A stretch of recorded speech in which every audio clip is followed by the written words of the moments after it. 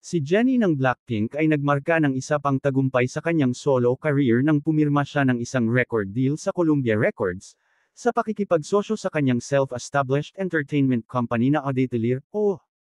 Kinumpirma ng OO ang career milestone ni Jennie noong Lunes, Sept. Siyam, Philippine Time, habang inaanunsyo na may bagong single na ipapalabas sa Oktubre. Inihayag din ng Columbia sa mga social media platform nito na nilagdaan ni Jennie ang label sa parehong araw, habang nagbabahagi ng link sa website ng singer fashion personality.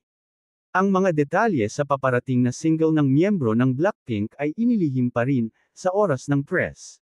Ipinanganak si Jennie Kim, nagdebut siya bilang pangunahing rapper at lead vocalist ng Blackpink noong Agosto taong 2016. Nagdebut siya bilang soloist sa Solo noong Nobyembre taong 2018. Ilang taon pagkatapos ng kanyang solo debut, itinampok siya bilang isang co-singer sa One of the Girls, na kasama sa soundtrack ng HBO series na The Idol. Lumabas din siya sa mga track na Spot, kasama ang rapper-singer na si Zico, at ang Slow Motion, kasama si Matt Champion.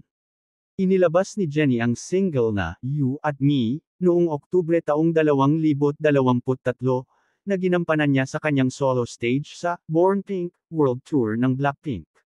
Habang ang K-pop quartet ay pumirma sa YG Entertainment para sa kanilang mga aktibidad sa grupo, ang mga miyembro ay nagpatuloy sa pagtatatag ng kanilang mga karera bilang solo artist sa iba't ibang mga label. Pumirma ng record deal si Jennie ng Blackpink sa Columbia Records.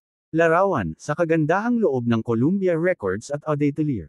Solo artist at miyembro ng Blackpink na si Jennie Kim.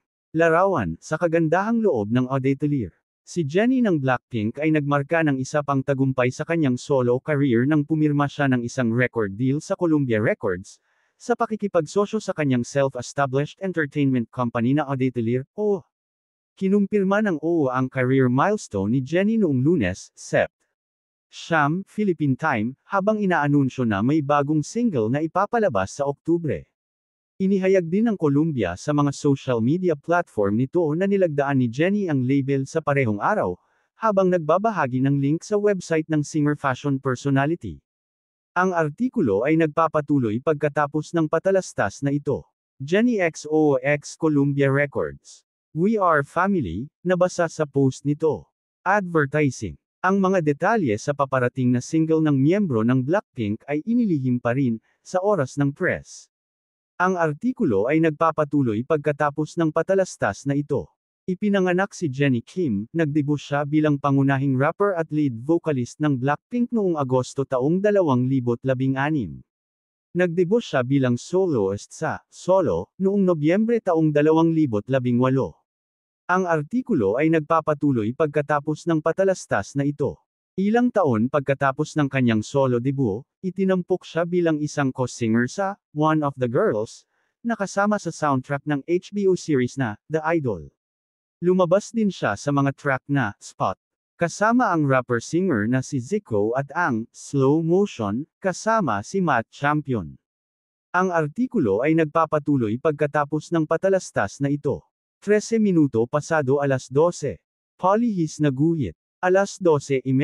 House Bill No. 10,439, Act providing the right of access to medical cannabis, establishing the Medical Cannabis Office and providing funds for their. House Bill No. 10,439, Act providing the right of access to medical cannabis, establishing the Medical Cannabis Office at pagbibigay ng pondo para dito.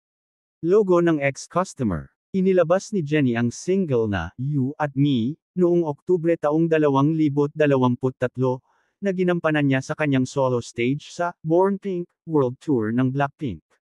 Habang ang K-pop quartet ay pumirma sa YG Entertainment para sa kanilang mga aktibidad sa grupo, ang mga miyembro ay nagpatuloy sa pagtatatag ng kanilang mga karera bilang solo artist sa iba't ibang mga label. Ang artikulo ay nagpapatuloy pagkatapos ng patalastas na ito. Inilunsad ni Jennie ang OO noong Nobyembre taong 2023 bilang isang paraan ng pagsisimula ng kanyang solo journey.